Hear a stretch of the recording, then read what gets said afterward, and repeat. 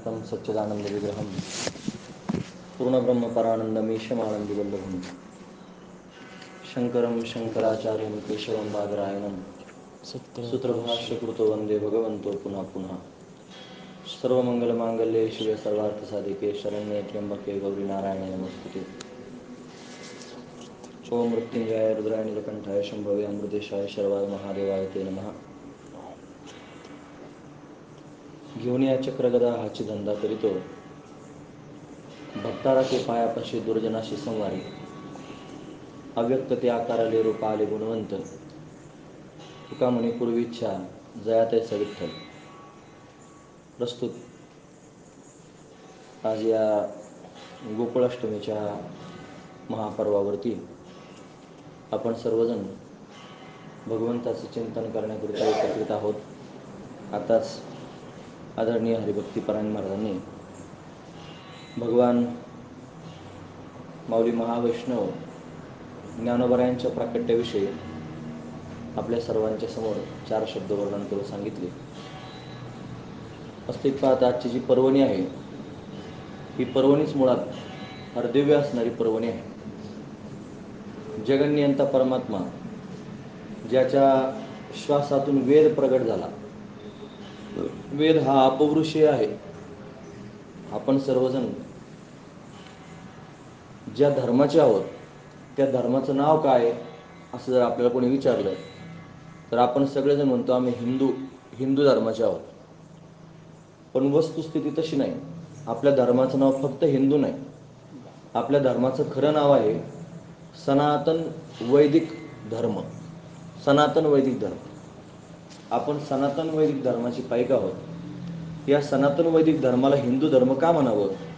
त्याचं कारण हिंसया दुयते हृदयं यस्य सा हिंदू। ज्याचं हृदय हिंसेनं दुःखी होतं त्याला हिंदू असं म्हटलं जातं। आपल्या डोळ्यासमोर जर हिंसा होत असेल तर त्या हिंसेला पाहून आपल्या अंतःकरणात जर वेदना होत असतील तर आपण हिंदू आहोत। सरळ गोष्ट आहे। हिंसा फक्त शास्त्रानंच होते असं नाही, हिंसा शब्दांनी पण होते। म्हणून शब्द आपल्या मुखातून जे बाहेर पडतात या शब्दांच्या माध्यमातून जर एखाद्याचं अंतःकरण दुखावलं गेलं तर ती सुद्धा हिंसाच आहे। आणि या हिंसेनं ज्याचं अंतःकरण दुखावलं जातं तो खऱ्या अर्थानं हिंदू आहे। म्हणून त्याला हिंदू हे उपनाव प्राप्त झालं धर्माला। पण खरं धर्माचं नाव जर काय असेल तर सनातन वैदिक धर्म।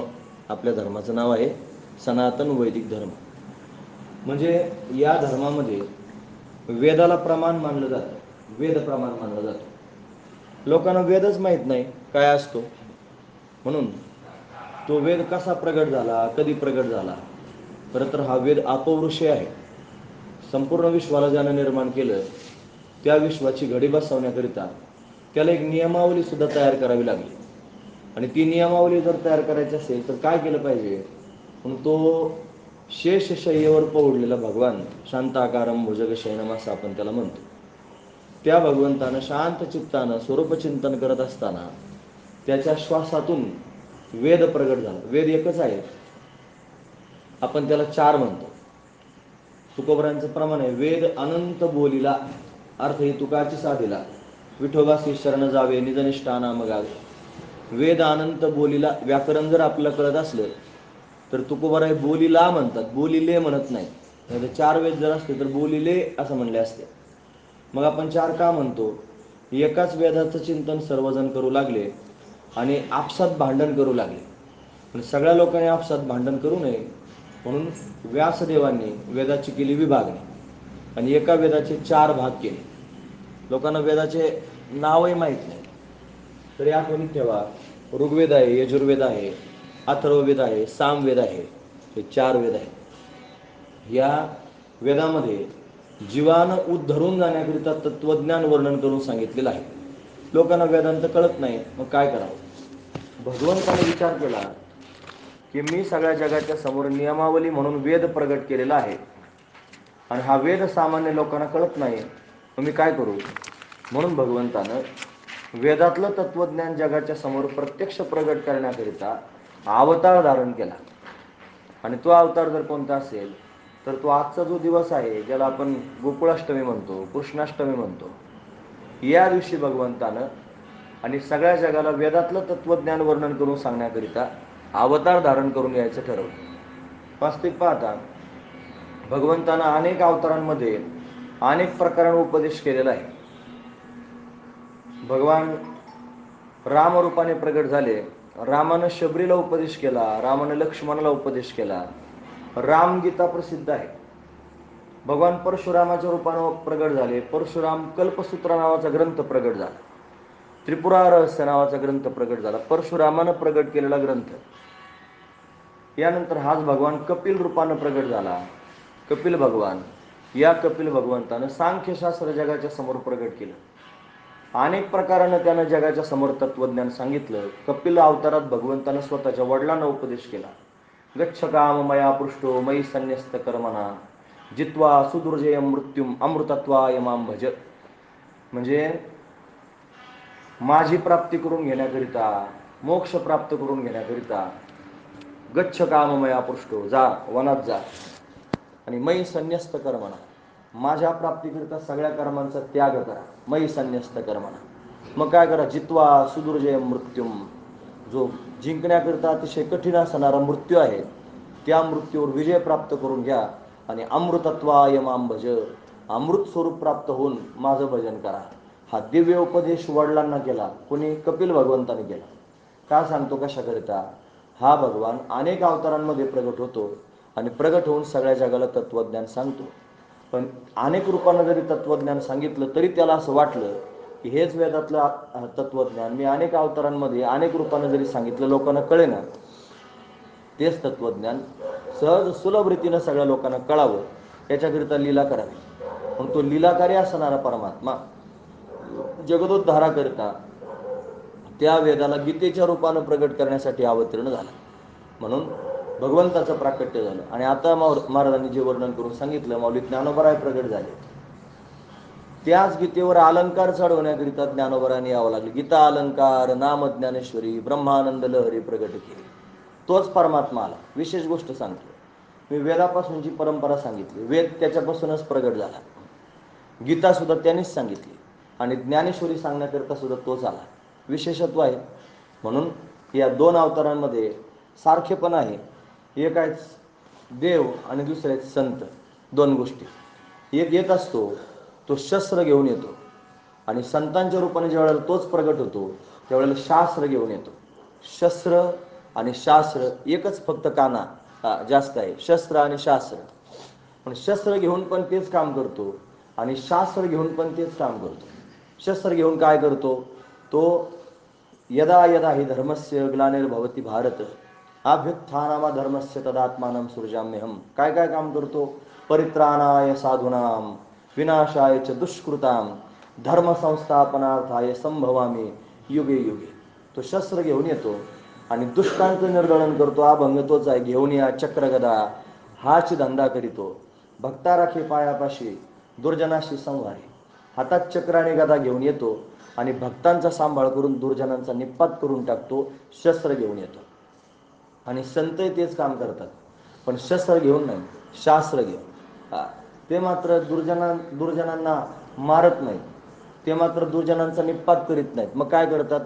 दुर्जनांचा दुर्जनपणा घालवतात. सरळ गोष्ट आहे. त्यांचं सरळ वाक्य आहे, जे खळांची व्यंकटी सांडो तया सत्कर्मी रती वाढो भूता परस्परे पडो मैत्री जीवांचे दुरितांचे तिमिर जावो विश्वस्वधर्म सूर्य पाहो. स्वधर्म प्रत्येकाला कळावा. आणि ही दिव्य भावना संतांच्या अंतकरणात आहे. पण शास्त्र घेऊन येतात आणि जगाच्या समोर शास्त्र सांगतात. म्हणजे ज्या खळाच्या अंतकरणामध्ये असणारा खळपणा आहे, हा खळपणा शास्त्राच्या माध्यमातून घालवतात आणि त्याचा उद्धार करून टाकतात. भगवंताच्या शास्त्रांनी ज्याचा मृत्यू होतो त्याचा पण उद्धार होतो आणि संतांच्या शास्त्राने ज्याचा उद्धार होतो तो सुद्धा भगवत स्वरूपाला प्राप्त होतो. म्हणून संत आणि देव दोन दिसत असले तरी देवते संत निमित्त त्या प्रतिमा. मी तो सांगत असे भावे असो ठावे सगळा. मी भावनेनं सांगतोय, तुम्हाला सगळ्यांना ते माहीत असू द्या तुकोबराय म्हणतात. पण देव आणि संत एकच आहे. म्हणून आज विशेष पर्वणी अशी आहे की दोघांचाही प्राकट्य आज झालेला आहे. म्हणजे भगवानही प्रगट झालेला तो दिवस आजचाच आहे आणि माऊली महाविष्णू भगवान ज्ञानोबराय प्रगट झाले तोही दिवस आजचाच आहे. म्हणून आज या विशेष पर्वणीवरती आपण सर्वजण भगवत चिंतन करतो आहोत. भगवान प्रगट होतो त्याचे अनेक कारणं आपल्याला पाहता येऊ शकतात. त्याला प्रगट व्हावं लागतं, हा त्याचा खेळच आहे, त्यानं मांडलेला खेळ आहे. आणि तो खेळतो आहे, आपल्याला त्याचा खेळ कळत नाही. तो म्हणतो हे मजचे स्तव झाले परी म्या नाही केले, ऐसे जेणे जाणितले तो सुट लागा. हे मजचे स्तव झाले, तो म्हणतो हे सगळं माझ्यापासूनच झालं, परी म्या नाही केले, मी केलं नाही. मग हे झालं कसं? मग त्याला मध्यंतरी प्रकृती स्वीकारावी लागली, त्या प्रकृतीचा परमात्म्याचा संग स्वीकारावा लागेल, आणि त्या संगतीतून त्या परमात्म्याच्या ठिकाणी ईश्वर भाव स्वीकारावा लागेल. आणि तो ईश्वर भाव आल्या कारणानं ईश्वराच्या अंतकरणामध्ये, ईश्वराच्या मनामध्ये संकल्प निर्माण झाला, एको हम बहुश्याम प्रजा एव, मी एक आहे, मी अनेक व्हावं. म्हणून त्याच्या संकल्पातून संपूर्ण विश्व निर्माण झालं. पूर्वी कोठेच नव्हते काही, चंद्र सूर्य तारा पाही, म्हणून काही कुठं पाहण्यासारखं नव्हतं. पण तो परमात्मा स्वतःच सर्व काही होऊन सगळ्यांच्या समोर प्रगट झाला. प्रसवला विश्व तोची होय सर्व जाणता. तो प्रसवला म्हणजे त्यानं संपूर्ण विश्वाला जन्म दिला.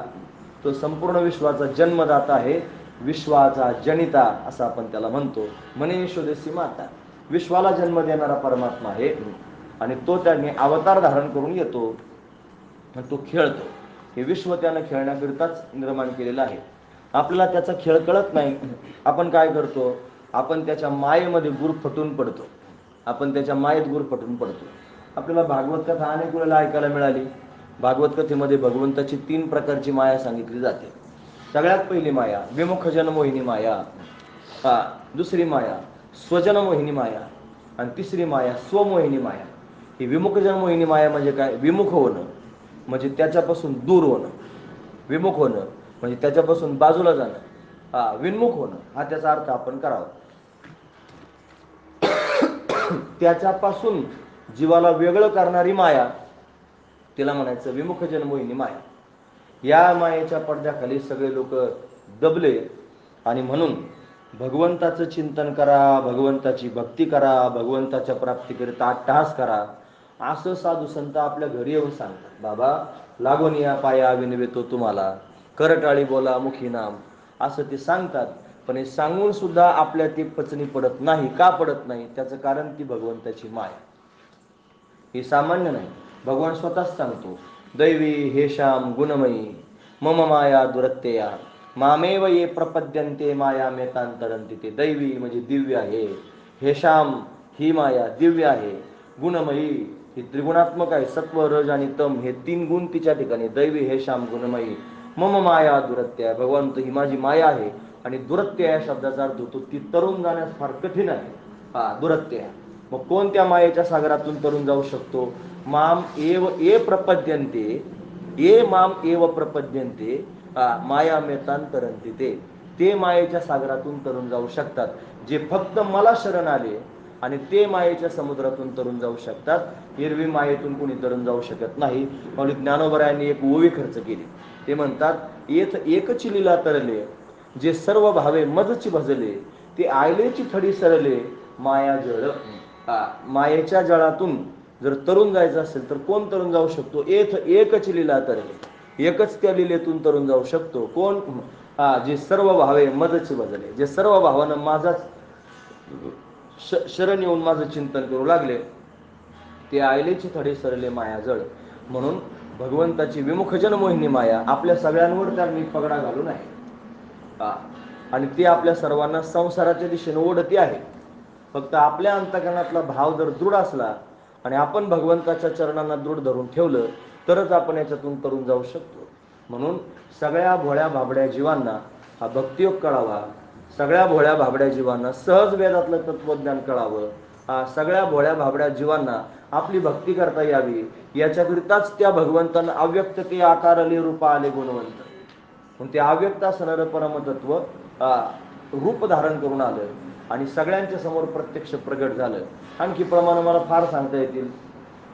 आला नावा रूपा तुका म्हणे झाला सोपा, ज्याला नाव नाही, ज्याला रूप नाही, ज्याला आकार नाही, ज्याला वर्ण नाही, रंग नाही, रूप नाही, नाही वर्ण छाया, निराकार निर्गुण तू चिरघोराया. ज्याला रंग रूप नाही आणि असा असणारा तो परमात्मा आहे. त्याचे अनेक रूप आपण पाहू शकतो. रामायणामध्ये ज्यावेळेला आपण भावार्थ ज्यावेळेला आपण गोस्वामी तुलसीदासजींनी तयार केलेलं जे रामचरितमानस आहे, या रामचरितमानसाची सुरुवात आपण पाहतो. त्या सुरुवातीला याज्ञवल्क्य ऋषी आणि भरद्वाज मुनी यांचं संवाद वर्णन करून सांगितलं. भरद्वाज मुनी बसवू प्रयागा. प्रयाग क्षेत्रामध्ये भरद्वाज मुनी वास्तव्य करतात आणि त्यांनी सत्संग आयोजित केला आणि या सत्संगामध्ये अनेक साधू संत आले, याज्ञवल्क्य ऋषी सुद्धा आले. सगळेजण एकत्र बसले आणि एकत्र बसून एक सत्र झालं. पूर्वीच्या काळात साधू संत एकत्र येऊन एक सत्संगाचं सत्र घेत होते. असं सत्र झालं आणि सत्र पूर्ण झाल्यानंतर ज्या वेळेला सर्वजण जाऊ लागले त्यावेळेला भरद्वाज मुनींनी याज्ञवल्क्य ऋषींना थांबवलं. म्हणे महाराज थांबा. म्हणे काय? माझ्या मनामध्ये काही संशय आहे, तेवढा संशय तुम्ही निवृत्त करा. म्हणे काय संशय आहे? म्हणजे तुम्ही भगवंताविषयी सांगितलं, तुम्ही परमात्म्याची कथा सांगितली, परमात्म्याचं चिंतन आमच्या समोर सांगितलं, पण माझ्या मनात असा भाव आहे की तुम्ही सांगितलं राम हा दशरथाचा मुलगा आहे, तुम्ही सांगितलं राम हा सर्वांच्या हृदयात आहे, तुम्ही सांगितलं राम हा कणाकणात भरलेला आहे, तुम्ही सांगितलं राम हा सगळ्यापेक्षा वेगळा आहे. माझ्यासारख्यानं नेमकं कोणता राम स्वीकारायचा, देव नेमका कोणता स्वीकारायचा? म्हणून पहिला राम दशरथ का बेटा, दुजा राम घट घट में बैठा, तिजा राम जगत पसारा, चौथा राम सबसे न्यारा. असे 4 प्रकारचे राम तुम्ही सांगितले. हे 4 प्रकारचे देव एकच आहेत का वेगळे आहेत तेवढं सांगा. आणि मग याज्ञवल्क्य मुनीने एकाच वाक्यात उत्तर दिलं, सो ही राम दशरथ का बेटा, तोच राम दशरथाचा मुलगा. सो ही राम घट घट में बैठा, तोच राम सगळ्यांच्या घटाघटात बसलेला आहे आत्मारूपाने. सर्वागती राम देहादेही एक, सर्वांच्या हृदयात एकच आहे. घट घट में बैठा, सो ही राम जगत पसारा, तोच राम जगाचा पसारा आहे. आणि सो ही राम सबसे न्यारा, जो सगळ्यांपेक्षा वेगळा आहे तोच परमात्मा आहे. म्हणजे तो निर्गुण निराकार परमात्मा दशरथाच्या घरी प्रगट झाला आणि सगुण साकार होऊन आला. तसा तोच परमात्मा आज सगळ्या भक्तांना आनंद देण्याकरिता वसुदेवाच्या घरी प्रगट झाला आणि सगुण साकार होऊन आला. म्हणजे निर्गुण निराकार परमात्म्याला सगुण साकार होऊन सर्व भक्तांच्या समोर प्रगट होता येतं. आणि सर्व भक्त त्याच्या त्या सुंदर असणाऱ्या रूपाला पाहून या तुझ्या रूपाचा आकार, असे अनेक प्रमाण मला सांगता येतील. सुंदर ते ध्यान उभे विटेवरी करकटेवरी ठेवून या, असे अनेक प्रमाण आपण पाहतो. पण त्या भगवंताला पाहून भोळे भाबडे लोक स्वतःला विसरून जातात आणि मग त्यांना स्वरूपाचं ज्ञान बोध हा परमात्मा प्राप्त करून देतो. पण सगळ्या याच्यावत जीवमात्रांना बोध प्राप्त करून देण्याकरिता, सगळ्यांचा गुरु होण्याकरिता हा प्रत्यक्ष प्रगट झाला. कृष्णम वंदे जगद्गुरु, हा जगद्गुरु आहे. जगताला उपदेश करण्याकरिता हा परमात्मा त्याने प्रत्यक्ष प्रगट झाला. पण जगद्गुरु या रूपाने भगवंताकडे आपण पाहत जाऊ. पण तो जगद्गुरु प्रगट झाला, पण त्यानं जन्मल्यापासूनच लीला करायला सुरुवात केली. नवे जन्मण्याच्या आधीच त्याची लीला सुरू झाली. तो लीलाकारीच आहे. जन्मण्याच्या आधीच लीला सुरू केली. काय भगवंताने लीला केली जन्मण्याच्या आधी? त्यानं ते वातावरणच निर्माण केलं. त्यानं माया स्वतःची प्रस्थापित केली आणि या मायेच्या प्रभावाने त्याचा खेळ सुरू झाला. हा खेळतोय. कसा काय खेळतोय? त्याने संपूर्ण विश्व निर्माण केलं खेळण्याकरिता. हे कसं निर्माण केलं? म्हणे कर्मप्रधान विश्व रची राखा, जो जसं कर होसो तसं फल चाखा. भगवंतानं कर्मप्रधान विश्व निर्माण केलेलं आहे. कर्म 2 प्रकारचं असतं. एक आहे धर्म आणि दुसरं आहे अधर्म. धर्म आणि अधर्म हे 2 प्रकारचे कर्म आहेत. त्या धर्माला म्हणायचं पुण्य आणि अधर्माला म्हणायचं पाप. पाप आणि पुण्यात्मक 2 प्रकारचे कर्म असतात. म्हणून हे 2 प्रकारचे कर्म आहेत. आणि जीवाच्या हातानं 2 प्रकारचे कर्म घडत असतात. पापही घडतं आणि पुण्यही घडतं. पण या पाप पुण्याचा समतोल ठेवण्याचं काम मात्र देव करतो. जगामध्ये पाप करणारे लोक जर वाढले तर त्या पाप करणाऱ्या लोकांना कमी करायचं काम पण देवच करतो. आणि पुण्य कोरोना त्याने कमी केले आपोआप. आणि हा भगवान पुण्यवान असणारे जे लोक आहेत त्यांना दर्शन देऊन त्यांनी त्यांचं पुण्य अशा पद्धतीने कमी करतो. समतोल ठेवण्याचं काम हा परमात्मा करत असतो. म्हणून समतोल ठेवण्याकरताच येतो. अशीच अवस्था प्रत्येक युगात होते, प्रत्येक कल्पात होते. अनेक कल्प पाहायला मिळतात. आता सध्या हे सारस्वत कल्प आहे. याच्या आधीचं पद्मकल्प होतं. असे प्रत्येक वेगवेगळे कल्प झालेले आहेत. आणि प्रत्येक कल्पामध्ये अनेक प्रकाराने भगवंताचे अवतार झाले. कसे अवतार झाले? कल्प जर मोजायचे असतील तर हे मोजण्याकरिता कालगणना जर पाहायची ठरली तर आता सध्या जे चालू युग आहे त्याचं नाव आहे कलियुग. या कलियुगाच्या आधी जे होतं त्याचं नाव आहे द्वापार युग. त्याच्या आधी जे होतं त्याचं नाव आहे त्रेतायुग, आणि त्याच्या आधी जे होतं त्याचं नाव आहे सत्ययुग किंवा कृतयुग. असे 4 युग आहेत. या 4 युगाला चतुर्युगी असं म्हणायचं. काय म्हणायचं? चतुर्युगी. या चतुर्युगीला अजून एक नाव आहे महायुग. त्याला काय म्हणायचं? महायुग. अशा 71 चतुर्युग्या झाल्या म्हणजे एक मनवंतर होतं. 71 चतुर्युग्या झाल्या म्हणजे एक मनवंतर होतं. आणि असे 14 मनवंतर झाले म्हणजे ब्रह्मदेवाचा एक दिवस होता. एक दिवस होतो ब्रह्मदेवाचा. आणि तेवढाच कालावधी लोटला की ब्रह्मदेवाची रात्र होती. आणि त्या ब्रह्मदेवाच्या दिवस आणि रात्रीला मिळून एक कल्प म्हटलं जातं. ही कल्पाची गणना आहे. म्हणजे ब्रह्मदेवाचा एक दिवस. अशी ती अवस्था कल्पाची आहे. म्हणजे ब्रह्मदेवाचे एका दिवसात 14 इंद्र होऊन जातात. 14 मनवंतर होतात की नाही. 14 इंद्र ब्रह्मदेवाच्या एका दिवसात होतात. आणि अशा 71 चतुर्ग्या व्हाव्या लागतील. आता आपण म्हणतो युगे 28 विटेवर उभा. म्हणजे 28 युगांपासून विटेवर उभा अशी भोळी बाबडी आपली समजूत आहे. पण तसं नाही.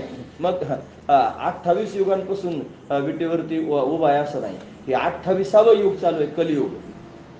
हे जे कलियुग आहे हे 28वां कलियुग आहे. 71 ज्या चतुर्युग्या व्हायच्या त्याच्यातली ही 28वी चतुर्युगी आहे. आता मला हिशोब येत नाही, तुम्हाला येते चांगल्यापैकी. 71 मधून 28 गेल्यावर किती होते? म्हणजे तेवढे शिल्लक आहेत अजून. म्हणजे तेवढ्या चतुर्युगी अजून व्हायच्यात. आणि मग काय होईल? एक मनवंतर होईल. आता जे मनवंतर चालू त्याचं नाव वैवस्वत मनवंतर आहे. काय नाव आहे त्याचं? वैवस्वत मनवंतर. कलियुगी आहे, कलिप्रथमाचरण आहे, तुम्ही म्हणता की नाही संकल्पामध्ये. वैवस्वत मनवंतर आहे. हे वैवस्वत नावाचं मनवंतर आहे. आणि या वैवस्वत मनवंतरातल्या 28व्या कलियुगामध्ये भगवान विटेवरती उभा राहिला आहे. हा त्यातला भाग आहे. असे अनेक युग झाले आणि असे अनेक कल्प झाले. या सगळ्या कल्पांमध्ये, या एवढ्या युगांमध्ये जगन्नियंता परमात्मा प्रत्येक वेळेला अवताराला आला. त्याने अवतार धारण केले. आणि थोड्या थोड्या फरकाने भगवंताने तशाच लीला केल्या. थोड्या फरकाने अशा लीला केल्या. म्हणजे कामरगावमध्ये काल्याचं कीर्तन करायला गेलो होतो मी. आणि कृष्ण नामदास महाराज म्हणून होते. आणि ते समोर कीर्तनाला बसले होते. आणि बसल्यानंतर ते आपलं कीर्तन ऐकलं त्यांनी. फार चांगलं वाटलं त्यांना कीर्तन ऐकलं, सगळं झालं. आता कृष्णलीला आम्ही सांगायचं काम केलं. आणि ते ऐकून झालं की खोलीत जाऊन बसले. आम्ही गेलो, नमस्कार केला. आणि आता वयाने जास्त होते आणि मी नवीन कीर्तन करीत होतो. मी म्हणलं बाबा काही बरोबर तर झालं, काही चूक बिक तर झाली नाही ना? ते मला म्हणले अशा चुका परत परत करीत जायच्या. असं म्हणल्यानंतर थोडं जरा मला, आता मी डचकलो. म्हणलं म्हणत नक्की काहीतरी चूक झाली. म्हणलं काय नेमकी चूक झाली ते तरी सांगा. मग काय नाही म्हणले, काय चुकलं नाही, पण म्हणलं सांगाच मला काय चूक झाली. ते म्हणले तुम्ही कृष्णलीला सांगितल्या पण एका कल्पातल्या आणि एका युगातल्या सांगितल्या नाहीत. सगळी खिचडी करून टाकली. दामोदर लीला सांगितली, गोवर्धन लीला सांगितली, इकडची लीला सांगितली, तिकडची सगळी लीला सांगितली. प्रत्येक कल्पातल्या लीला वेगवेगळ्या झाल्या. त्या सगळ्या लीला तुम्ही एकत्र करून सांगितल्या. हे झालं. म्हणजे कसं काय? म्हणजे नरसिंह अवतार झाला, तुम्हाला वाटतं आताच झाला, असं नाही. नरसिंह अवतार फार वेळाला झाला. एकदा नरसिंह अवतार झाला त्यावेळेला हिरण्यकश्यपूला भगवंतानं विदारून टाकलं. त्यावेळेला प्रल्हाद हातात तलवार घेऊन देवाच्या अंगावर धावत गेला. माझ्या बापाला तू का मारलं सांग. आणि आता या युगामध्ये जो नरसिंह अवतार झाला त्यावेळेला प्रल्हाद भगवंताला शरण गेला. भगवंताच्या चरणावर मस्तक ठेवलं. अशी कथा सांगितली जाते. प्रत्येक युगात वेगवेगळ्या पद्धतीने थोड्या फरकाने भगवंताच्या लीला झाल्या. पुन्हा भगवान अवतीर्ण होतो आणि अनेक प्रकारच्या लीला करतो. या सगळ्या लीला थोड्याशा काळातून थोड्याशा जीवनामध्ये सांगता येत नाही. त्याला सगळं जीवनही खर्च केलं तरी भगवंताची लीला संपणार नाही. म्हणून जेवढ्या लीला आपल्याला आनंद देतील आणि जेवढ्या लीला आपल्याला भगवंताच्या प्रेमात गुंतवतील त्या लीला तर नक्की श्रवण केल्या पाहिजे आणि त्याच्यातून आपण प्रवेश केला पाहिजे. त्याच्याकडे चित्त वेधून घेण्याकरताच त्यानं आपल्याला प्रत्यक्ष प्रगट होऊन दर्शन द्यायचं ठरवलेलं आहे. तो अवतार त्याच्याकरताच घेतला की माझे या रूपाला पाहून सगळ्या भक्तांनी आकृष्ट व्हावं आणि माझं चिंतन करावं, याच्याकरताच तो अवतार धारण करून आला. हा त्यातला भाव आहे. म्हणून तो जगन्नियंता परमात्मा समतोल ठेवण्याकरता येतो. पण सत्ययुगामध्ये समतोल बिघडला. हिरण्यकश्यपू हिरण्याक्ष जन्माला आला, सगळ्या लोकांना त्रास देऊ लागला. म्हणून भगवंतानं वराह नरसिंहाची रूप धारण केली. त्रेतायुगामध्ये समतोल बिघडला. रावण कुंभकर्णासारखे जन्माला आले, सगळ्या जगाला त्रास दिला. पण भगवान राम रूपानं प्रत्यक्ष प्रगट झाला, रावण कुंभकर्णांचा निपात करून टाकला. यानंतर द्वापारयुगामध्ये सुद्धा कंसासारखे, जरासंधासारखे, शिशुपालासारखे, दंतवक्रासारखे, शाल्वासारखे, दुर्योधनासारखे फार वाईट लोक जन्माला आले. तू म्हणतात देवाचं चरित्र सांगायला सुरुवात केली, वाईट कशाला आधी सांगतो? आधी अंधारच सांगावं लागेल तर प्रकाशाला किंमत येईल. या प्रकाशाला किंमत कधी येईल? आधी अंधार जर नसला तर प्रकाशाला किंमत येणार नाही. म्हणून गोस्वामीजींनी सुद्धा रामचरितमानसामध्ये आधी रावणाचं चरित्र सांगितलं आणि मग रामाचं चरित्र सांगितलं. तसं कंस सांगावं लागेल तेव्हा कृष्णाच्या चरित्राला महत्व येईल. कृष्ण आला पण का भगवान प्रगट झाला, कशाकरिता आला? आणि त्या दुष्कर्म करणाऱ्या लोकांचा निपात करण्याकरिता परमात्मा प्रगट झाला. म्हणून दुराचारी आधी जन्माला आले, कंसासारखे दुराचारी जन्म तुम्ही सतत ऐकत असता. म्हणून आता थोडक्यात तुमच्या समोर मी ते सांगतो आहे. कंस प्रगट झाला आणि त्या कंसाला मारण्याकरिता परमात्म्याला यावं लागलं. काय केलं कंसानं? या कंसानं देवादिकांना सुद्धा बंदी करून टाकलं. या कंसानं स्वतःचा बाप बंदीखान्यात नेऊन टाकला. या कंसानं सर्वत्र त्यांनी हाहाकार करून टाकला. या कंसानं त्यांनी यज्ञ मोडून टाकले. या कंसानं कीर्तन बंद करून टाकले. या कंसानं ब्राह्मणांचं छळ करायला सुरुवात केली. या कंसानं गोमातेची हत्या करायला सुरुवात केली. भयंकर त्रास सगळ्या लोकांना हा कंस देऊ लागला. कंस शब्दाचा अर्थच अहंकार होतो. अहंकार, अहंकारच सगळ्यात मोठा घातक असणारा राक्षस आहे आणि तो सगळ्यांच्या अंतःकरणात आहे. काही ना कमी जास्त प्रमाणात कोणाचा 50% असेल, कोणाचं 40% असेल. आता काहीच 101 पेक्षा वर असेल, आता त्याला आपण काही सांगू शकत नाही. पण अहंकार नावाची गोष्ट फार भयंकर असणारी गोष्ट आहे. त्याला मी म्हणायचं म्हणजे मी हे तुकोबराय म्हणतात. तुकोबरायांना आश्चर्य वाटलं. तिने अभंग लिहिलं. ते म्हणजे मी हे ऐसी काय जाती अवघड किती पाहता. ही मीची जातच अशी अवघड आहे की कशाचा अहंकार होईल सांगता येत नाही.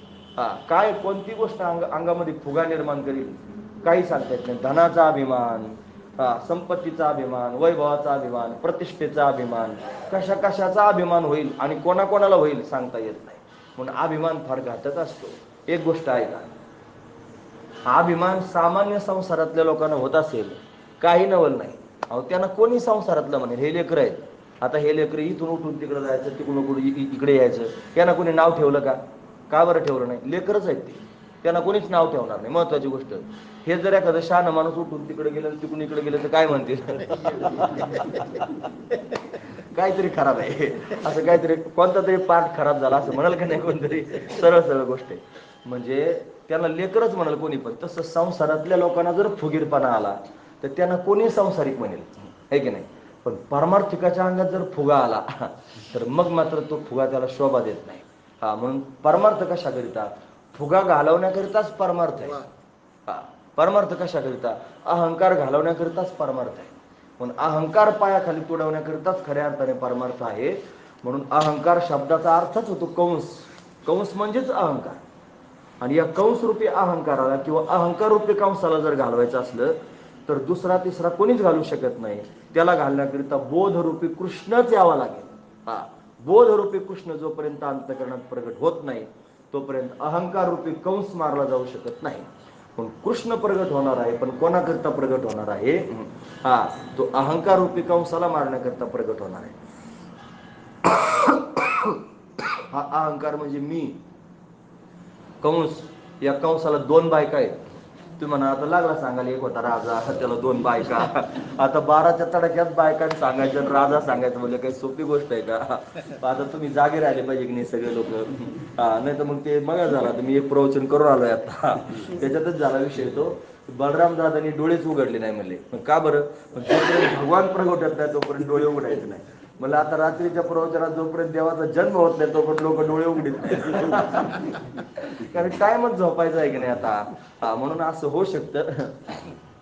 असो, म्हणून त्या कंसाला 2 बायका, एकीचं नाव आहे आस्ती आणि एकीचं नाव आहे प्राप्ती. हे आस्ती प्राप्ती म्हणजे काय? अरे देवाच्या दयेने आपल्या कपाळाने आपल्याला देवाने भरपूर दिलेलं आहे.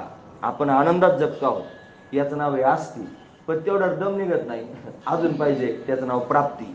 आस्ती आणि प्राप्ती देवाने दिलंय त्याचं नाव आस्ती, आणि अजून प्राप्तीची अपेक्षा त्याला म्हणायचं प्राप्ती. म्हणून आस्ती आणि प्राप्ती या 2 बायका कंसाला आहेत. म्हणजे आपणच कंस आहोत. हा आपल्या ठिकाणी असणारा मीच कंस आहे. आणि या मीला देवाने दिलंय. आपण फार आनंदात आहोत, खाऊन पिऊन आपण सुखी आहोत.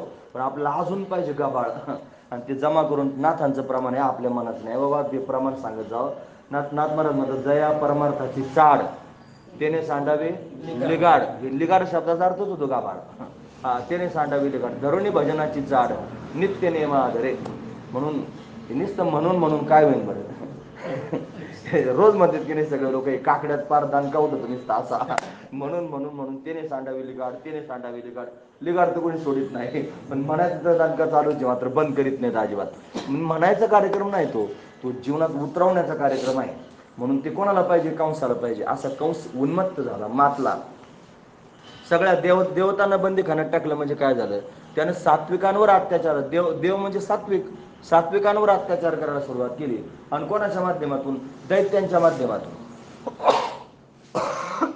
पापी जे अभक्त दैत्य जे मातले, धरणीशी झाले ओझे त्याचे, आहे की नाही? धरणीला ओझं झालं, पापी पापी सगळे लोक एकत्र झाले आणि त्यांची झाली टोळी. आणि ती मात्र बलवान झाली टोळी. आणि ते चांगल्या सज्जनांवर त्यांनी आघात करू लागले. पृथ्वीला सहन झालं नाही. मग काय केलं पृथ्वीने? म्हणे वत्सरूपी पृथ्वी ब्राह्म्यापाशी जाय, नेत्री वाहे तोय सांगत असे रडू लागले. 12ला 10 मिनिटं असतात कमी असताना पृथ्वी ब्रह्मदेवाकडे गेली आणि तिने रडायला सुरुवात केली. अजून 5 मिनिटं थांबा. म्हणजे पृथ्वी रडायला लागली. ती म्हणे मला वाचवा. म्हणे काय झालं? हो पाप वाढलं म्हणले, हे सगळं पाप मला आता सहन होत नाही, मला सहन होत नाही, मला वाचवा. मग सगळे देवदेवता ब्रह्मदेव सगळे मिळून क्षीरसमुद्रात गेले आणि सगळ्यांनी मिळून भगवंताचं स्तवन केलं. नमोस्त्वनंताय सहस्रमूर्ते सहस्रपादाक्षी शिरोर्भावे सहस्रनामने पुरुषाय शाश्वते सहस्रकोटी युगधारिणे नमः. नमः कमलनाभाय नमस्ते जलशायिने नमस्ते केशवानंत वासुदेव नमस्तुते. हे सगळेचे सगळे श्लोक पाहून घ्या. भगवंताचं स्तवन केलेलं आहे. आणि मग भगवान प्रसन्न झाले आणि प्रसन्न झालेल्या भगवंताने सर्वांना सांगून टाकलं, चिंता करू नका. आकाशवाणी झाली आणि आकाशवाणीने सगळ्या लोकांचं, आकाशाची वाणी सांगे सकळासी तळमळ मानसी करू नका. देवकीच्या गर्भा येईल भगवान, रक्षील ब्राह्मण गाई भक्त. पण ब्राह्मणांना सांभाळण्याकरिता येईल, गोमातेला सांभाळण्याकरिता येईल, भक्तांना सांभाळण्याकरिता भगवान येईल आणि देवकीच्या घरी प्रत्यक्ष भगवान प्रगट होईल. मग आता देवकी कोण आहे हा प्रश्नच आहे. देवकी कंसाची चुलत बहीण आहे, देवक राजाची कन्या. देवक आणि उग्रसेन दोघ जण भाऊ आहेत आणि ते माथुर प्रांतात राहतात. मथुरा नावाच्या प्रांतामध्ये दोघे भाऊ राहतात. त्यातला उग्रसेन हा मोठा भाऊ आहे आणि तो राजा आहे. त्याचा धाकटा भाऊ, त्याचं नाव देवक आहे. या देवक राजाला 18 मुली होत्या. किती? 18 मुली होत्या. आणि या उग्रसेनाला कंस नावाचा मुलगा होता. या कंसानं स्वतःच राजा होण्याकरिता स्वतःच्या बापाला बंदीखान्यात नेऊन टाकलं आणि बंदीखान्यात बाप टाकल्यानंतर उन्मत्त होऊन राजा होऊन सगळ्या लोकांना त्रास देऊ लागला, छळू लागला. त्याची चुलत बहीण देवकी उपवर झाली. तिचं लग्न कोणाशी करावं हा प्रश्न त्यांनी उभा राहिला. म्हणून शेजारचं गाव आहे सौरी गाव. या सौरी गावामध्ये असणारा राजा शूरसेन, या शूरसेनाचा मुलगा वसुदेव, या वसुदेवाला त्यांनी बोलावलं आणि माझ्या बहिणीशी लग्न कर म्हणून सांगितलं. वसुदेवाचे पहिले 6 लग्न झाले होते. तो म्हणला माझे 6 लग्न झालेले आहेत, आता मला 7वं लग्न करायची इच्छा नाही. याने तलवारच हातात घेतली, मला लग्न करतो की नाही तर मारूनच टाकतो तुला, आता काय करायचं? त्याने बिचाराने युक्ती केली. वसुदेवाने म्हणला याच्या हाताने त्यांनी मरून 6 बायकाचा वनवास आणण्यापेक्षा 7वं लग्न केलं चांगलं. म्हणून 7वं लग्न करण्याकरिता तयार झाला. आणि मग विवाह संपन्न झाला. त्या विवाहात विघ्न आलं आणि परत एक आकाशवाणी झाली. लोक म्हणतील आता का आकाशवाणी होत नाहीत? त्यावेळेस तर फार जास्त होतं त्या. खरं सांगू का, खडूस बोलतो थोडंसं, आता आकाशवाणी ऐकायची लायकीच राहिली नाही. म्हणून आकाशवाणी होत नाही. त्याच्याकरता पण पात्रता पाहिजे ना, आकाशातली वाणी ऐकू येण्याकरता. त्याच्याकरता पण काहीतरी तपश्चर्या. त्यावेळेचे लोक सुद्धा त्या प्रकारचे होते, आकाशवाणी ऐकणे इतके. म्हणून आज लोकांची लायकी राहिली नाही आकाशवाणी ऐकायला. नाही तर पात्रता असेल तर आज आकाशवाणी होती, साधू संतांना कळती आणि ते सांगते उद्या असं होणार आहे म्हणून ह्या ग्रंथांमध्ये त्यावेळेला लिहून ठेवलंय, ऐका कलेचे महिमान, असत्याशी रिजलेजन, पापादिती अनुमोदन, कीर्ती हेळन संतांचे. कधी लिहिलं हे? काय आज लिहिलंय का? हे त्या इतक्या वर्षापूर्वी लिहिलं. काय झालं मग त्यांना कळालं कुठून? अरे आकाशवाणीच त्यांना ऐकू आली, फक्त बाकीच्यांना ऐकू आली. मग त्यांची शब्द वाईट करत पाहिजे लायकी पाहत. मी काय करू त्याला, दम नाही निघत मला, असू द्या. म्हणून आकाशवाणी झाली आणि ती आकाशवाणी देवतांनी केली स्वर्गातल्या. का केली? त्याचं कारण वसुदेव हा सज्जन आहे आणि देवकी सुद्धा साध्वी पतिव्रत.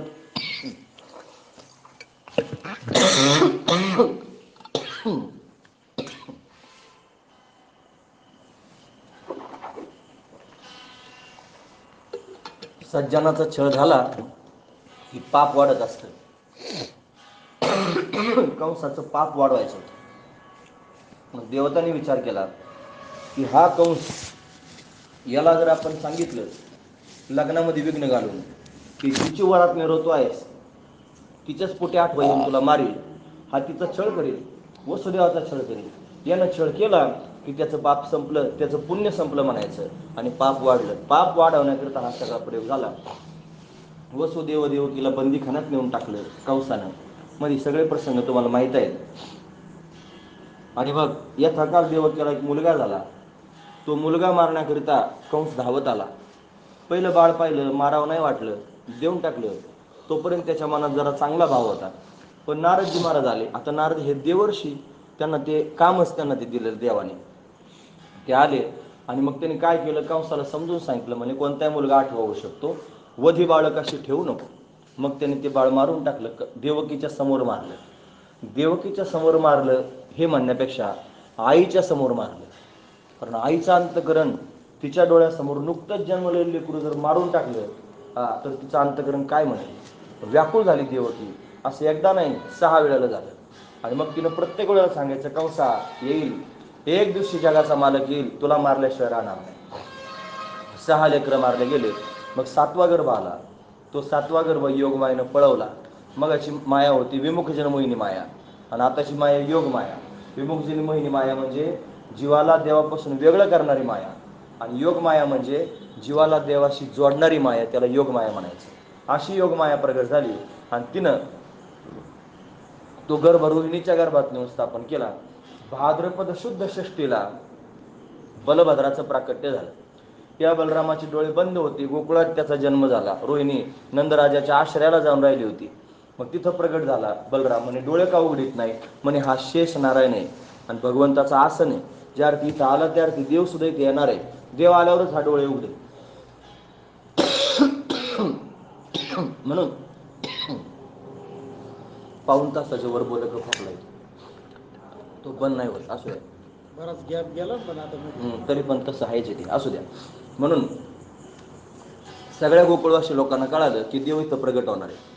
मग कुठं प्रगट होईल, कोणाच्या घरी प्रगट होईल, म्हणे नंदराजाला संतती नाही बऱ्याच कालापासून.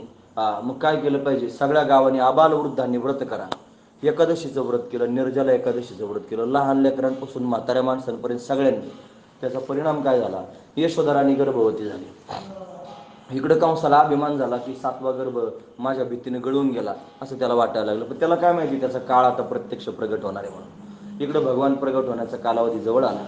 देवकी ही त्याने 8व्यांदा गर्भवती झाली. आता आपण सामान्य लोक जन्माला येतो त्याची पण एक प्रक्रिया आहे. काय प्रक्रिया आहे, पर्जन्याच्या धारा ज्यावरून खाली पडतात की नाही जमिनीवरती, पाऊस पडतो की नाही वरून, त्या पावसाच्या धारेबरोबर जीवात्मा हा भूमंडलावर येत असतो. ज्याला जन्माला यायचंय त्या जीवाला पावसाच्या धारेतून भूमंडलावर पाठवलं जातं आणि तो वनस्पतीत प्रवेश करतो. तो जीवात्मा सूक्ष्म रूपाने येतो, वनस्पतीत प्रवेश करतो. त्या वनस्पती आपण सगळेजण खातो. ज्याच्या घरी जन्म घ्यायचा आहे त्या बापाच्या पोटात जातो वनस्पतीच्या माध्यमातून. मग त्या वनस्पतीच्या माध्यमातून त्याच्या पोटात जाऊन त्याचं तेज तयार होतं, आणि ते तेज आणि आईचं असणारं रज या दोघांचा ज्या वेळेला एकत्रीकरण होतं आणि त्यावेळेला जीवात्मा हा जन्माला येतो, म्हणजे आईला गर्भधारणा होते. ही सामान्य असणारी जीवाची प्रक्रिया. भगवान मात्र असं नाही आहेत. मग तो काय करतो, त्याचं जन्मकर्म दिव्य आहे. मग तो त्यानं काय केलं, वसुदेवाच्या हृदयात प्रवेश केला आधी, आणि वसुदेवाच्या हृदयातून देवकीच्या हृदयात प्रवेश केला. आपल्यासारखा भगवान पंचभौतिक शरीर घेऊन येत नाही. आपलं सगळ्यांचं शरीर चित्तजल पावक गगन समीरा, पंचरचित अति अधम शरीरा. पृथ्वी, आग, तेज, वायू आणि आकाश, आणि अशा पद्धतीने आपलं हे शरीर पंचमहाभूतांचं झालेलं आहे. पण भगवंताचं तसं नाही. भगवान लीला विग्रही आहे. तो लीला करतो आहे आणि लीलेनं विग्रह अशा पद्धतीने धारण करून चैतन्य रूपात तो परमात्मा प्रत्यक्ष प्रगट होत असतो. म्हणून परमात्मा देवकीच्या हृदयामध्ये प्रवेश करून गेला आणि देवकीचं तेज वाढू लागलं. महाराज म्हणतात, देवकीचे तेज दिसे जैसा सूर्य, कंसाचे हृदय जळत असे. आवरा लवकर. कंसाचं हृदय जळू लागलं, देवकी दैदिप्यमान दिसू लागले. त्याचं तेज पाहून कंस घाबरू लागला, भयभीत त्याने होऊ लागला. देवदेवता गर्भस्तुती करण्याकरिता येऊ लागल्या. सगळ्या देवतांनी गर्भाची स्तुती करायला सुरुवात केली. सत्यव्रतम सत्यपरम त्रिसत्यम सत्यांचे योनिम निहितंचे सत्य सत्यस्य सत्य मृत सत्य नेत्रम सत्यात्मकम त्वम शरणम प्रपन्न. म्हणून अशा आता आणखी 2 लोक उठा.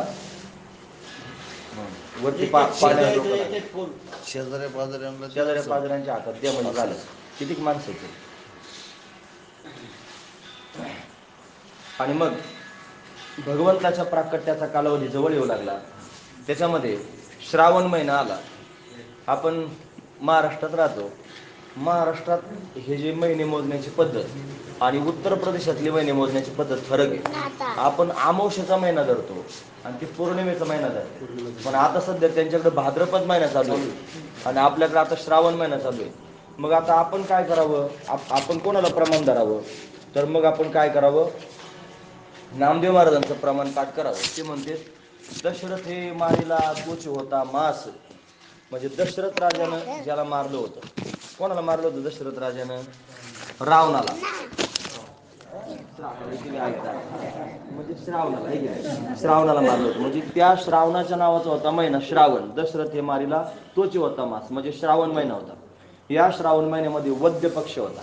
म्हणजे वद्य आता जो वद्य पक्ष चालू आहे त्याच्यात अष्टमी तिथी होती आहे की नाही. म्हणजे रोहिणी नक्षत्र बुधवार असे शुक सांगत असे परीक्षित आहे. म्हणजे रोहिणी नक्षत्र आहे. बुधवारचा दिवस आहे. अष्टमी तिथी आहे. वद्य पक्ष आहे. आणि श्रावण महिन्यामध्ये अशा दिव्य पर्वणीवरती जगाचा मालक प्रगट होणार आहे. देवकीला दिव्य असणारं स्वरूप प्राप्त झालेलं आहे. ती देवकी ब्रह्माकार वृत्तीमध्ये डोलत आहे. तिची ती दिव्य असणारी अवस्था देवदेवता त्यांनी पाहत आहेत. आणि सर्वांना आस लागलेली आहे भगवान प्रगट होण्याची. म्हणून त्यांनी सर्व दिशा आनंदित झालेल्या आहेत. देव प्रगट होणार आहे. सर्व काळ त्यांनी आनंदित झालेला आहे. भगवान प्रगट होणार आहे. सर्व नद्यांना आनंद आहे. भगवान प्रगट होणार आहे. म्हणून सर्वजण आतुरतेनं भगवंताची वाट पाहत आहेत. आणि तो परमात्मा बरोबर रात्रीच्या 12 वाजता कारागृहामध्ये त्यांनी प्रगट होणार आहे. मग काय झालं. रात्रीच्या 12 वाजता कारागृहामध्ये लख्ख असणारा प्रकाश पडला. या लख्ख प्रकाशाला वसुदेव देवकीनं पाहिलं. प्रकाश दिव्य पडलेला आहे. पाहता पाहता त्या दिव्य प्रकाशामधून एक दिव्य असणारी मूर्ती प्रगट झाली. आणि ती 8 वर्षाची 4 हात असणारी पितांबर धारण केलेली शंखचक्र गदा आणि पद्म हातात धारण करून जगन्नियंता असणारा परमात्मा प्रत्यक्ष त्यांनी प्रगट झालेला आहे. तो परमात्मा सगळ्या जगाचं हित करण्याकरिता 4 हात घेऊन आला. म्हणजे काय झालं. धर्म अर्थ काम आणि मोक्ष हे 4ही पुरुषार्थ त्यांनी जगाच्या समोर प्रत्यक्ष प्रगट करण्याकरिता हा परमात्मा प्रगट झालेला आहे. बरोबर 12 वाजलेले आहेत. आता आपण सगळ्यांनी पुंडलिक म्हणून फुलं टाकायचे आणि मग उर्वरित भाग त्याच्यानंतर सगळ्यांनी पुढचा पाहायचा. पुंडलिक वरदाय विठ्ठल श्री ज्ञानदेव तुकाराम पंढरीनाथ भगवान की जय. माऊली ज्ञानेश्वर महाराज की जय. जगद्गुरु तुकाराम महाराज की जय. श्री कृष्ण गोविंद हरे मुरारे हे नाथ नारायण वासुदेव. श्री कृष्ण गोविंद हरे मुरारे हे नाथ नारायण वासुदेव. श्री कृष्ण गोविंद हरे मुरारे हे नाथ नारायण वासुदेव. हे नाथ नारायण वासुदेव. हे नाथ नारायण वासुदेव. हे नाथ नारायण वासुदेव. हे नाथ नारायण वासुदेव. हे नाथ नारायण वासुदेव. हे नाथ नारायण वासुदेव. हे नाथ नारायण वासुदेव. हे नाथ नारायण वासुदेव. श्री कृष्ण गोविंद हरे मुरारे हे नाथ नारायण वासुदेव. श्री कृष्ण गोविंद हरे मुरारे हे नाथ नारायण वासुदेव. श्री कृष्ण गोविंद हरे मुरारे हे नाथ नारायण वासुदेव. श्री कृष्ण गोविंद हरे मुरारे हे नाथ नारायण वासुदेव. हे नाथ नारायण वासुदेव. हे नाथ नारायण वासुदेव. हे नाथ नारायण वासुदेव हे नाथ नारायण वासुदेव हे नाथ नारायण वासुदेव हे नाथ नारायण वासुदेव हे नाथ नारायण वासुदेव हे नाथ नारायण वासुदेव श्री कृष्ण गोविंद हरे मुरारी हे नाथ नारायण वासुदेव श्री कृष्ण गोविंद हरे मुरारी हे नाथ नारायण वासुदेव कवरदार विठ्ठल श्री ज्ञानदेव तुकाराम पंढरीनाथ भगवान की जय मौली ज्ञानेश्वर महाराज की जगद्गुरु तुकाराम महाराज की गोपाल कृष्ण भगवान की जय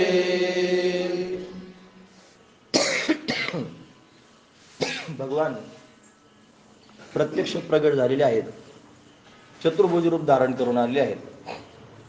शंख, चक्र, गदा आणि पद्म भगवंतांना हातात धारण केलेले आहेत. भगवंताची आयुध शंख त्याला पांचजन्य नावाचं शंख असं म्हणतात. चक्र त्याला सुदर्शन नावाचं चक्र असं म्हणतात. गदा कौमुदी नावाची गदा भगवंताची आहे. धनुष्य भगवान धारण करतो त्याला शारंग नावाचं धनुष्य असं म्हणतात. असे भगवंताची आयुध आहेत आणि हा भगवान भक्तांचं संरक्षण करण्याकरिता आयुध धारण करून येतो आणि भक्तांना सांभाळण्याचं काम करतो. तुकोबारायांनी विशेष रूपाने सांगितलं, घेऊन या चक्र गदा हाची धंदा करीतो. त्याला धंदा शब्द वापरला, तसं तर धंदा शब्द ऐकायला चांगलं वाटत नाही का नाही, धंदा.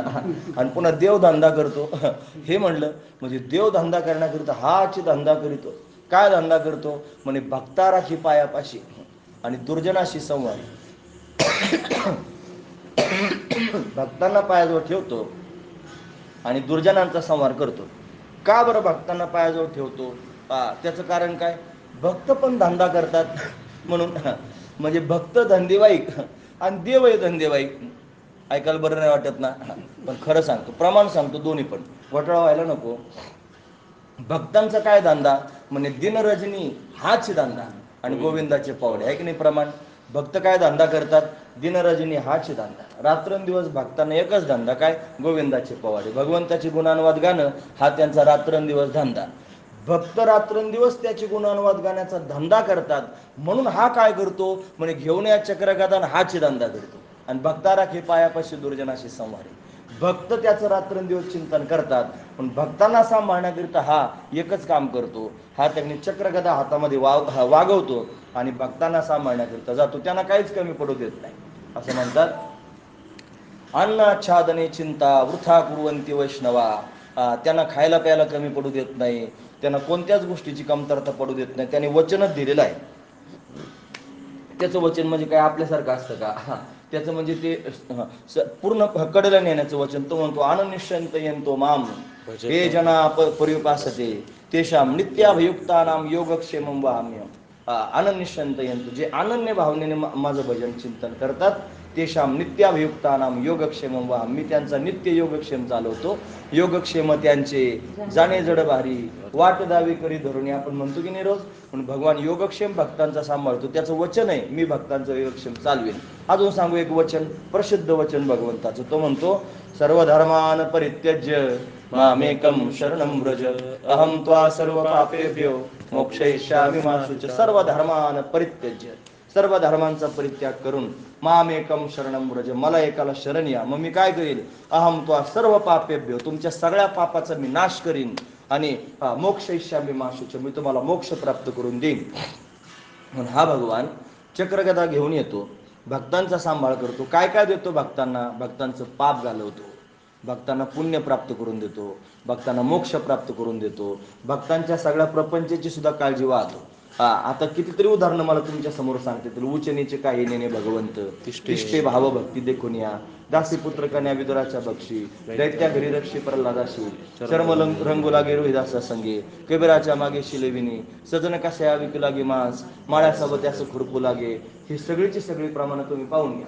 या सगळ्या प्रमाणांमध्ये तुम्हाला हेच पाहायला मिळेल की तो भगवान भक्तांच्या घरी त्यांनी राहतो आणि भक्तांची पडलेली सगळी कामं करतो. का करतो? त्याचा तो धंदाच आहे. हा महत्वाचा. हा, त्याचा तो धंदाच आहे. आता हे भाऊंची भाषा आहे ती, भाऊ म्हणायचे तो तर त्याचा धंदाच आहे असं म्हणायचे. म्हणजे त्यांची आठवण केली पाहिजे की नाही मोठ्या माणसं, ज्याच्या नावची पोळी खावी ना त्याची टाळी वाजवीत जावी. त्यांच्या दारातलं जन्मभर कुत्रा होऊन राहावं. फुगीरपणा करण्यात काय तात्पर्य आहे? मग त्यांनी बोटाला धरून चालवलं, त्यांचं नाव यायला नको का? असं द्या. म्हणून भगवंताचा तो धंदाच आहे. घेऊन या चक्रगदा हाची धंदा करीतो. म्हणून वसुदेव देवकीच्या समोर भगवान प्रगट झाला. आणि कसा आला? म्हणे चक्र घेऊन आला, गदा घेऊन आला, चतुर्भुज होऊन अशा पद्धतीने आला. कशा करता आला? अरे भक्तांना कोंडून ठेवलं ना, तुरुंगात कोंडून ठेवलं. विशेष गोष्ट आहे. किती दिवस कोंडलं माहिती आहे तुम्हाला? हा भगवान 11 वर्ष 56 दिवसाचा झाला. आणि त्यावेळेला तो मथुरेत गेला. कुठून? गोकुळातून. म्हणजे ज्या वेळेला भगवान झाला त्याच दिवशी भगवंताला गोकुळात नेऊन घातलं. आणि त्याच्यानंतर 11 वर्ष आणि 56 दिवसात झाला त्या दिवशी मथुरेत गेला. आणि त्यावेळेला भगवंताने कंसाला मारलं.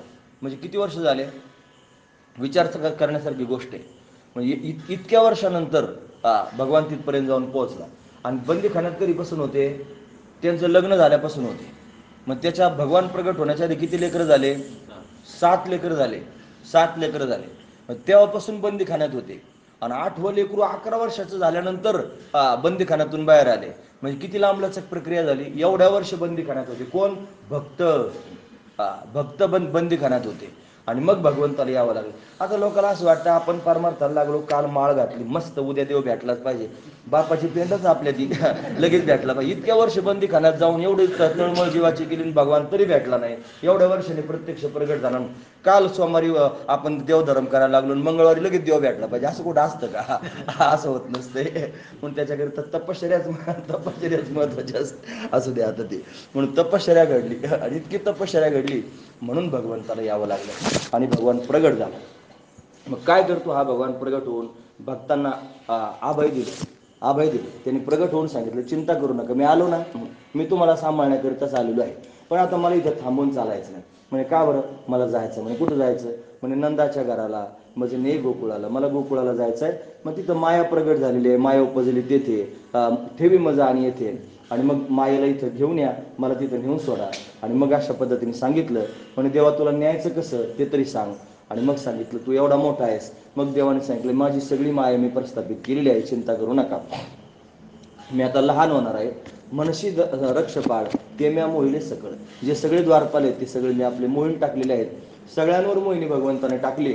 आणि भगवान लहान झाले. लहान झाल्याबरोबर वसुदेव देवकीलाही भरळ पडली. देवकीनं भगवंताला हातात घेतलं आणि मग त्याला स्तनपान करायला सुरुवात केली. फार आनंद वाटायला लागला. म्हणजे आता ह्याच प्रसंगात चालू असेल की नाही तो कार्यक्रम, मग तिला फार आनंद वाटायला लागला. जगाचा मालक त्याने आनंद देतो आहे. पण दुसऱ्या क्षणाला आठवलं तर कंस धावत आला. मग काय करू? सोडा सोडा मिठी, लपवा लपवा जग जेठी, जणी कंसाशी कळेल, माझ्या बाळाशी मारील.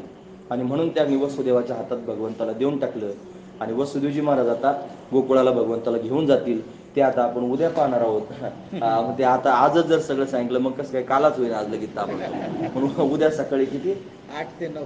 8 ते 9 म्हणजे 1 तासभरामध्ये उर्वरित लीला आता आपल्याला सकाळच्या सत्रामध्ये आपल्याला त्या पाहायच्या आहेत. म्हणून भगवान अशा पद्धतीने प्रगट झाला.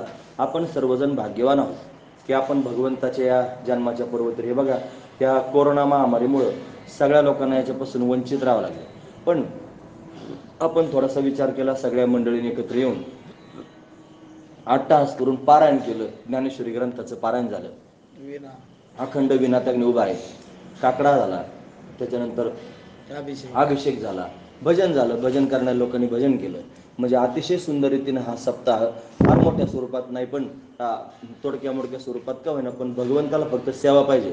तुमच्या गर्दीशी भगवंताला काही घेणं देणं नाही. तुमच्या पोटात जेवढे दर्दी आहेत की नाही तेवढेच देवाला प्रिय वाटतात. ज्यांना यायचे ते आलेच बरोबर. जेवढे दर्दी ते आलेच. आता ती गर्दीवाली घरीच राहिले, ती कशाला रोगाला भेले असतील, कशाला तरी भेले असतील, पण असू द्या. पण ज्यांनी सेवा करायची त्यांनी अशा पद्धतीने सेवा केली. आणि भगवंतांनी त्यांची सेवा रुजू पण अशा पद्धतीने करून घेतली. म्हणून अशा पद्धतीची सेवा सगळ्या लोकांनी केली. आज जन्मोत्सव भगवंताचा आहे. आपण सगळेजण भगवंताच्या जन्मोत्सवामध्ये सहभागी झालो. भगवान आपल्या सगळ्यांकरताच प्रगट झालेला आहे. मग महाराजांनी एक वाक्य सांगितलं. ते म्हटले ज्ञानोबा प्रगट झाले, पण ज्ञानोबरांचा अवतार कोणाकरता झाला? असं जर त्या कोणी प्रश्न विचारला तर सगळ्यांच्या मनामध्ये एकच भाव असला पाहिजे, छातीला हात लावून सगळ्यांनी सांगितलं पाहिजे ज्ञानोबा माझ्यासाठी प्रगट झाले. हे जसं आहे की नाही, तसं श्रीकृष्ण परमात्मा प्रगट झाला, त्याचा आज जन्मोत्सव आपण साजरा करतो. पण कोणी जर विचारलं हा कोणाकरता प्रगट झाला, तर इथं बसलेल्या प्रत्येकाने छातीला हात लावला पाहिजे, हा माझ्याच करता प्रगट झाला, हा मला आनंद देण्याकरिता प्रगट झाला, हा मला दर्शन देण्याकरिता प्रगट झाला, हा मला सांभाळण्याकरिता प्रगट झाला, हा मला सुखी करण्याकरिता प्रगट झाला, हा मला मुक्त करण्याकरिता प्रगट झाला, हा मला पुण्यवान करण्याकरिता प्रगट झाला, हा माझं पाप घालवण्याकरता प्रगट झाला, हा मला ज्ञान देण्याकरिता प्रगट झाला. किती कारणं सांगू, हा माझ्यासाठी प्रगट झाला, असं प्रत्येकाच्या अंतःकरणामध्ये वाटावं. म्हणून हा भगवान माझ्यासाठी प्रगट झालेला आहे, आपल्या सर्वांसाठी परमात्मा प्रगट झालेला आहे. आपण काय केलं पाहिजे, जो आपल्याकरिता प्रगट झाला त्याला आपण आपल्या हृदयात साठवलं पाहिजे. त्याला जर आपण आपल्या हृदयात साठवलं म्हणजे हृदयी धरणी तुम्ही असे खेळावया न्यावं, म्हणता की नाही तुम्ही काहीतरी भजन आहे ना ते, माझ्या कानाचे नाव भरी घ्यावं आणि हृदय धरुणी असे खेळावया न्यावं. पण या भगवंताला आपल्या हृदयात आपण साठवावं आणि त्याला हृदय मंचकावर बसून त्याला खेळवावं. मग काय होईल, हा कन्हैया हळूहळू आपल्या हृदय मंचकावर मोठा होईल. आणि मोठा झाला की तो आलाय कशा करता, आपण सुरुवात कशापासून केली होती, कंसापासून, है की नाही. तो प्रगट कशा करता झाला, कंस मारायला. कंस म्हणजे कोण, अहंकार. हा कृष्णरूपी हा बोध जर आपण आपल्या हृदयामध्ये खेळण्याकरिता नेला आणि तो बोध जर आपल्या हृदयामध्ये दृढ झाला, मोठा झाला, तर तो काय करेल, आपल्या पोटातल्या अहंकार रूपी कंसाला मारून टाकेल. म्हणून त्या बोधरूपी कृष्णानं अंतकरणातल्या अहंकार रूपी कंसाला मारलं म्हणजे आपण जिंकलो. हाच त्यातला विशेष असणारा भाव आहे. पण तो आलेला आहे आणि याच क्षणाला आपण सर्वजण त्याला आपल्या अंतकरणात साठवून आपापल्या घरी आपण त्याला घेऊन जायचं आहे. असो, माझ्याकडे बोलण्यासारखं भरपूर आहे, किती वेळ बोलत राहिलं तरी पण बोलत राहावं असं वाटेल, ऐकणाऱ्या लोकांना ऐकावं पण वाटेल. पण फार दुरून दुरून आलेली मंडळी आहेत आणि ही बोलण्याची वेळ पण नाही. आता एवढ्या रात्री बोलायचं म्हणल्यानंतर मग ते उपास सोडल्यासारखं होईल. 4 महिन्याचा उपास आणि एकखट्टी सोडायला बसल्यासारखं होईल ना. एवढे दिवस कार्यक्रम बंद आणि एकखट्टी सुरू केल्यासारखं होऊ नये म्हणून मी आता माझ्या शब्दांना आवर घालतो. कारण भगवंताची हरी अनंत, हरिकथा अनंत, पण हरीची कथा अनंत, हरी पण अनंत. हे माझ्यासारखीने किती सांगितलं तरी ती संपणार नाही. म्हणजे विशेष असणारी पर्वणी आहे आणि या पर्वणीवर जे सांगणं गरजेचं आहे ते मी तुमच्या समोर सांगण्याचा मोडका तोडका प्रयत्न केला. झालेली सेवा भगवंताच्या चरणी, हनुमंतरायांच्या चरणी समर्पित करून याच ठिकाणी थांबूया. उद्या सगळ्या लोकांनी बरोबर 8 वाजता कृष्णकथा श्रवण करण्याकरिता यावं, म्हणजे काल्याचा प्रसंग होईल आणि 9 वाजता दहीहंडी पडून सगळ्यांना हातोहात प्रसाद दिला जाईल. कसा आहे, फक्त आता कोणाला सांगू नका, जास्त गर्दी